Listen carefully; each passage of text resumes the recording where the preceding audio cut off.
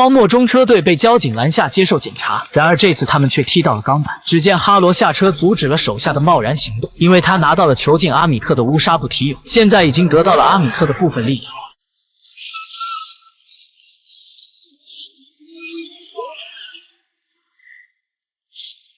其实他并没有直接攻击执法者，而是审判了他们的灵魂。其中一人经常扶老太太过马路，所以他才能幸运的活下来。此刻莱拉想要趁机刺杀哈罗，却突然被装死的执法者叫住。原来河马神附体到他身上替马克传话，他说出马克很快就会复活，但前提要先复活孔苏给马克注入。就这样，莱拉暂时潜伏在哈罗的队伍之中。紧接着哈罗来到众神殿的金字塔，只需用拐杖一戳，金字塔仿佛接受到了芝麻开门的咒语，而众神的化身也察觉到了哈罗的入侵。莱拉知道众神只是执法者，并没有与哈罗的一战之力，于是他偷偷溜走，试图解救孔苏。的确如他所料，众神的化身不堪一击。随后哈罗摔碎乌纱布提油，终于释放出了阿米特。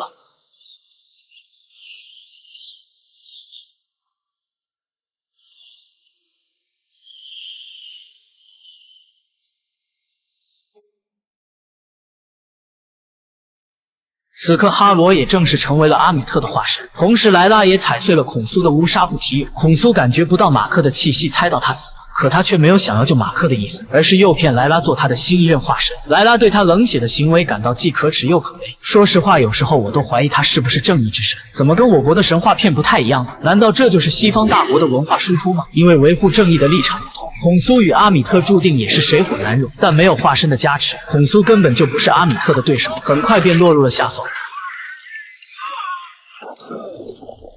与此同时，画面拉回到冥界，由于关键时刻史蒂文勇敢牺牲自我，天平得到了平衡，马克也成功抵达了芦苇园，可他却接受不了失去史蒂文的存在，哪怕永远不能离开杜阿特，也要执着地去找回史蒂文的陪伴。其实在某种意义上来说，史蒂文不仅仅是他逃避恐惧的另一人格，而他们彼此更像是文景之交。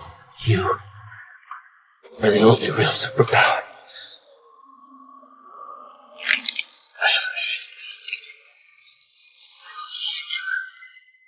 没想到欧里西斯之门突然出现，并缓缓地打开。马克与史蒂文也在这时褪去了石化的外形，这也证明他们之间更加的信任和理解了。就在欢喜之余，杜阿特突然掀起数米狂沙，眼看就要将他们彻底吞没。危急时刻，河马神驾驶着诺亚方舟驶来，替他们挡下风沙，掩护他们离开。于是月光骑士再次变身，履行他之前的诺言。孔苏感应到马克复活，也立刻传送，他急切地要求马克参加战斗。不过这次却出了小意外，史蒂文占据身体，趁机与孔苏谈起条件，扬言事后必须释放马克的自由。融合后的月光骑士的确不一样，有脑子了。另一边，哈罗用权杖发出信号，命令他的所有信徒开始行动。他们利用天平审判那些将来会有罪的人。同一时间，大量的灵魂被阿米特吞噬，从而最快恢复到最佳状态。此时，月光骑士赶来阻止哈罗，仇人见面分外眼红。借助月光的力量，马克打出了最完美的暴击。化身与化身之间大战，本尊与本尊也是一触即发，拥有化身的参战。孔苏也瞬间恢复了以往的光辉，展示出了自己的真正实力。但一切并没有想象中的那么简单。由于阿米特心性狡诈，趁对方不注意，用尾巴绊倒了孔苏，算是扳回了一局。同时，马克也落入下风，被哈罗制服。就在要被处决时，一道人影突然出现，救了马克。原来在他们刚才奋战时，莱拉成为了河马神的化身，并继承了与黑暗对抗的能力。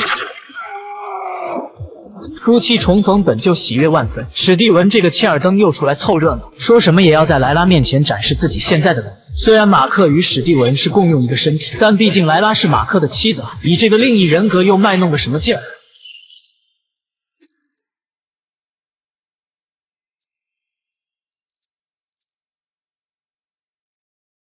不过你还别说，融合后的月光骑士可以随意切换，果然能打出不一样的效果，让我眼前一亮，热血沸腾。再加上莱拉，哈罗已经彻底被他们压制。可哈罗太狡猾了，他向无辜的路人发起攻击，没办法，莱拉只能第一时间去保护无辜的人。但战机稍纵即逝，只因几秒钟的耽搁，情况就被逆转。马克即将再次被哈罗审判处死。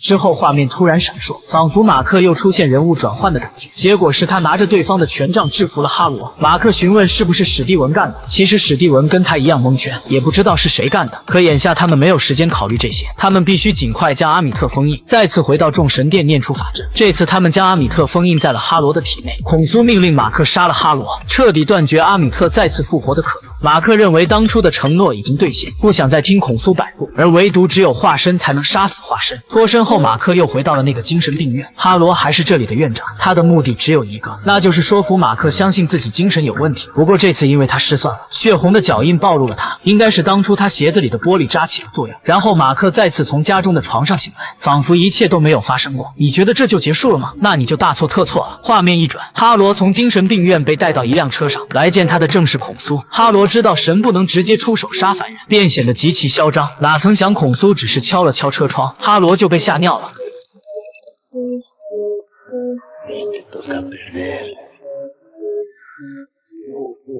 喂，想必他就是马克的第三人格杰克洛克利，两次危机逆转也都是他所为。当初孔苏正是因为马克的这个人格，才选他做了自己的化身。我想下一季就应该是他的主场了。